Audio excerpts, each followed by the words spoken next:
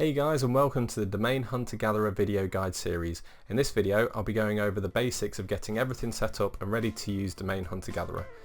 This process needn't take more than a few minutes, and once done you will be ready to start gathering unlimited quality aged domains. So we're going to start by going to the Setup and Help tab. Here you'll see the main controls split into a few groups. Here down this side we have all the API settings. Here we have the proxy settings and some general settings down here. So if you're using Domain Hunter Gatherer Pro, you will already have enabled the built-in DOM detailer API. What this will do is, as part of the finding of expired domains process, it will automatically check the Moz and Majestic stats without the need for any Moz or Majestic API account or any setup whatsoever. So if you are using the Domain Hunter Gatherer Pro, you can leave that enabled and you don't need to concern yourself with Moz or Majestic accounts. Okay, you actually get 50,000 domain checks with the DOM detailer API, and there are no API limits or throttles whatsoever within those checks. Now shared account API is totally free. You can sign up for a free account and you can get I forget the exact amount, but it's a very high amount of API calls, and with that you'll be able to find the different social stats for each domain, such as how many shares, comments, likes it's had on Facebook, how many Google Plus ones, Pinterest pins, LinkedIn shares, and I'm missing one. But it will find all of those. What is it missing? Let's see. LinkedIn shares. Oh, tweets, obviously. So you can get that. It's totally free of charge. You can register by clicking on the register free link there, and then from there you can enter in the API code that is in your members profile. Just enter it in there, test the shared count, and if it comes up with a success fail, you know you've done it right. It's quite easy to do. Now with Moz, you can use a free Moz account, but you'll be limited to one domain check every 10 seconds. So that's only 6 per minute, and you are limited in the amount of details that you can get from the Moz free account. If you're using a paid Moz account, then you can also put in your access ID and secret key there, and you'll be able to use Moz to get all of the important stats, such as Moz links, Moz domain authority, page authority, Moz rank, and Moz trust. Okay, but as that's $99 a month, you'd probably be better off using the DOM detailer, which has 50,000 unthrottled API checks every month, and that's included as part of the Domain Hunter Gatherer Pro license without having to sign up or pay Moz any money whatsoever. Ahrefs API, if you've got an API account with Ahrefs, you can enter your API in there. It can be quite expensive. I believe it's around $300. So if you already have the account, you can enter it in there, but it's not something that I would advise people to go out and get, purely because of the expense of it and the fact that unless you're using Ahrefs already, you're probably not going to get the value purely from the API details, because in my opinion Ahrefs, where that really sort of shines, is in its website and the amount of information on that website that you can find. So it seems rather silly going through the API just to get the details there, and I do find that Moz and Majestic have slightly more information as to whether a domain is worth buying or not. So yeah, with Majestic there is no free account, but you can use your Majestic Silver account. So if you have that, you can integrate this. Once you have your account, you can click on the Get API Key link here to integrate Domain Hunter Gatherer and allow your account to be used with DHG. And you're obviously here, once you've done that, you need to enter in your API key. If you want to check the details as root domain, so http:// and then domain.com, for example, you can do that. By default it's set to check www.domain as opposed to the root domain. So it's set this way mainly because the Majestic stats seem to be more representative with the www domain as opposed to the root domain. So that's that. If you prefer to check with just the root domain, you can always check that option. Okay, so if you're using Pro, I'd advise you to I'd advise anyone to get the free shared count API code, because it costs nothing and it's a really good API actually. Yeah, and if you're using Domain Hunter Gatherer Pro, I'd advise using just the built-in DOM Detailer API and not bothering with any of the other three, just because they're not really needed. You know, you get your built-in Moz and Majestic stats, so you don't need to bother with the expense or the hassle of having to set up Moz or Majestic API. Okay, the next important thing is proxies. Now this is where some people get quite confused. It really should be something that people are familiarising themselves with, especially if they're going to be using SEO or internet marketing software in the future. Proxies is a cornerstone of any tool, pretty much. I genuinely can't think of any tool that is not made better with good proxies. So if you don't have proxies or you don't know what they are, you can click on the See All Private Proxies Deals link here or here, and you'll be taken to the Domain Hunter Gatherer website, where we've got exclusive deals on proxies from a number of providers, which range from 10 to 20% off proxies. So I'd advise you to go there before buying any proxies.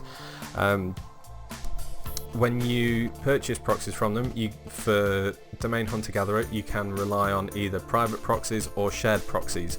Now, shared proxies are private proxies that are used by a few people, as opposed to public proxies, which are used by thousands of people, and they just use the shit out of them, and they basically slow and unreliable. So please do not use public proxies, whatever you do. You'd be far better off running without proxies than with public proxies with this tool. There are countless times where I've had to sort of help people because they've said that the tool doesn't work or this and that, and then you see that they're using public proxies, which, you know, they probably tested them 2-3 days ago and they worked then, but none of them work now. So it's really worth spending an extra, you know, $10, $20, $30 a month just to get some really good proxies. All the proxy providers on the Domain Hunter Gatherer website have been tested and do work very well with Domain Hunter Gatherer. So if you need proxies, I'd advise you having a look there. Whether you buy them through the links or not, it's irrelevant really, but check to see which providers do work well. Okay, so to set up your proxies, you can use two separate lists of proxies. If you want to use some proxies for say searching and another set of proxies for everything else, you can do that. But if you've got a good list of proxies, there's really no reason that you can't use them all for everything. So I'm going to assume that you have one list of proxies from one provider, and you're going to check the use primary proxies option, the auctions searching, quality checking, searching, and expired domain and Web 2.0 checking. Okay, so if you enable the auction searching, it will use these proxies whenever you do a search in the Domain Auction Hunter. If you have the quality checking option checked, it will use the proxies whenever you are analyzing the domains for all of these stats. And that's the same for Web 2.0 Hunter and the expired domain hunter. Now, searching is used in Web 2.0 Hunter and expired domain hunter because that interacts with search engines such as Google, Yahoo and Bing. So if you have that checked, whenever it does a search in any of those search engines, it will use your proxies. And expired domain and Web 2.0 checking is the process of checking the availability of either the expired domains from the expired domain hunter or the Web 2.0 accounts in the Web 2.0 Hunter. Okay, if you're not following me, ignore everything I've said and just check that, check that, check that, check that, check that, ignore everything else. Okay, when you're entering your proxies, if you've got your list of private proxies from any of the main proxy providers, you will receive your proxies in this format where you've got IP address, port, and in the case of where proxies are authenticated by user name and password, you will have them in the format IP address, port, as you have above, and then user and then password. Okay, so you want each proxy on its own line, one by line, in that format. So I'm going to copy and paste some proxies here that I've got from Squid proxies. I'll copy and paste them in. Now you'll see that there's each proxy is a combination of 1, 2 or 3 numbers by separated by a dot, then another dot, sorry, a number, dot, a number, dot, a number, dot, a number, and that's your IP address, and then colon, and then port. Okay, again, if you're not following, just ignore everything I've said and copy and paste the proxies in. That way you won't have a problem. Okay, I don't know of any provider that does not give you your list of proxies in this format of IP address, colon, port. Okay, it's really that simple. If you're not following, just copy, paste, and that's done. If you want to check that your proxies are working, there's a test proxies button here. You can click that, and then you can increase that. And then to check your proxies, you can just click start, and then it'll tell you whether they've been checked here, and then if they're working here, they'll have a tick. Most proxies will be anonymous, and the latency, you don't need to concern yourself with the latency or the anonymity. To be honest, it really shouldn't be that important. What you're interested in is the working. I've actually had quite a few people get in touch with me and say, I've checked the proxies and they're working, but the tool isn't doing anything. So then I come in, I click start, and there's no tick in the working column. If there's no tick there, it's not working proxy. Okay, so if you're not getting a tick there, it means that either the format is incorrect, as in you've not done the IP address colon port, or for instance you've got proxies in that format where you've accidentally got, you know, a space between the proxies or something like that, as opposed to one proxy per line. So I'm going to reiterate, if you're not following, don't worry, just check that, check that, check that, check that, check that, make sure they're all checked, and then copy, paste your proxies, and just test. You can click the start and you'll get ticks in all of the working columns. Okay, so I've cancelled that. So from that point, all you really need to do is click apply and save settings, and you're done. Okay, you don't ever need to touch that again. You don't need to worry about this, you don't need to worry about that, don't need to worry about them. If you just want a nice simple setup, come in here, check that the DOM detailer is enabled if you're using Domain Hunter Gatherer Pro, and as far as proxies are concerned, you check it to use the proxies so that DHG knows that you're using these proxies. Copy and paste your proxies into there, tick these 4 boxes, and apply and save the settings. Now if you're a slightly more advanced user, you can go to the advanced settings, and then you can play with the threading settings and some things like this. If you're not sure what these are, you don't need to concern yourself with them. They're set up fine as they are, but I'm going to go through them now in case there's people that do want to play around with these. Okay, so here we have the 4 top options are your thread settings. The auction search threads relates to the domain auction hunter. So the higher you set that, the more number of concurrent jobs can be done in searching for domains when you're hunting them there. That doesn't really need to be that much higher because there's only so many domain auction sites to check in the first place. Okay, the search engine search threads, this is how many concurrent searching jobs can be done at any one time. Now you can set this as high or as low as you want, but I wouldn't advise going over sort of the amount of proxies that you have really, sort of up to about 50. If you got 100 proxies, even still I wouldn't bother going above 50 because the search delay is going to be the limiting factor as far as searching goes. Now it used to be that you had to take the amount of proxies you've got, divide by a certain amount, and that's how many search engine threads you can run without worrying about getting your proxies IP address blocked. But now that's not a concern, it's all handled for you within Domain Hunter Gatherer. So for all intents and purposes, I'd set that to anywhere between 3 and 10 and just leave it as is.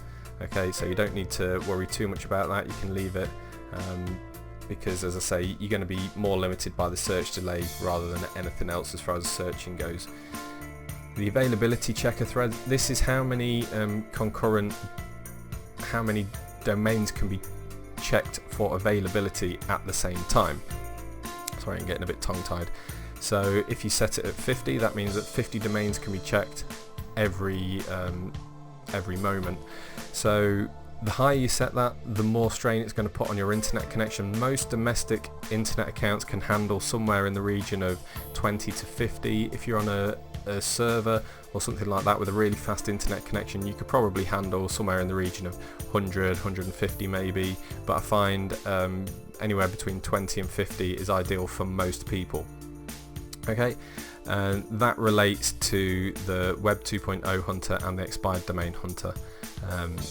That's quite an important one, not to go too over the top with it, but generally if you're unsure and you're using a domestic internet connection, maybe set it at 30 or 40 just to be on the safe side, or if you're getting good results you could try increasing it or just leave it at 50. The details checking threads, this is for analysing the domains, and that's how many items can be analysed at any one time. Connection timeout, that's how long to give each connection before timing out and moving on to the next one. Search delay, this is how many seconds to wait between each search job per proxy per search engine. So that's a really good option for preventing your proxies from getting blacklisted. If you want it to run faster, you can set that at say 15 seconds and you'll do roughly 4 times as many searches per minute, but increase the chances of an IP address getting blacklisted. A good sort of ballpark in between figure would be 30, or you could just leave it at 60 and just be happy that your proxies are not going to get blacklisted. You can name the instance, so I could set this to test video, and you'll see up here it says test video. Some people like that option. If they're running lots of different instances, then they can use that so that they know that's the one that's scraping Wikipedia, for example, or that it's searching cars or something along those lines. You know, again, it's one of those options that if you don't know what it is or you don't know why you'd want to use it, just don't use it. Minimize to system tray, if you use that, every time you minimize it, it won't go to your taskbar, it will go into your system tray, so you can have it running more or less in the background. Max pages per level, when you're doing deep scraping or deep crawling of websites, this is the limit per crawl depth level of how many pages it can find. You can set that as high or as low as you want. I find 75,000 is a good area to be in, so that you don't need to worry about anything as far as running out of memory. If you're on a machine with only say 2 gig of RAM or a 32-bit machine, then you're not going to run out of memory with that. Okay, so once you've set everything up, you can apply and save, and that is all of the setup done. Now I would say, if any of that is confusing to you, or you're not entirely sure, or you're replaying back and thinking, what is this guy on about? No idea what he's chatting about. You can just completely ignore all of those and DHG will work fine. The only reason I covered these in a setup guide is for those people that are adamant that they're going to play around with them and perhaps are not entirely sure on what the label means or how it pertains to a specific part of the tool. But I would implore everyone, if you are even slightly unsure about what any of these do, just ignore it. Okay, that is one piece of advice I can give. If you're not sure what it is, leave it alone. Okay, it comes all set up ready to go, apart from really the proxy settings. That's the only one thing that I would advise everybody get right from the start. As far as the API settings, the thread settings, the timeouts and all that stuff, you can just leave it alone. So that's my setup guide. I hope that's been helpful to some and not too confusing for everyone else. I know some of it can be quite detailed and a bit sort of unsure of what can what can happen when you're using them, but as I said, if you're unsure, yeah, I mean, you can always leave a comment below, get in touch with me, but yeah, I would say if you're not sure, either ask or don't use it. There's nothing, you know, no harm can really be done by running it. If you get bad results, go back to the settings and see what is up with that. Okay, so sorry for rambling on for so long. I hope it's been useful, but as always, thanks for watching. If you've got any questions regarding the video, you can post them in the comment section below, create a support ticket in the members area, or even email me at support@domainhuntergatherer.com. Once again, thanks for watching and have a great day.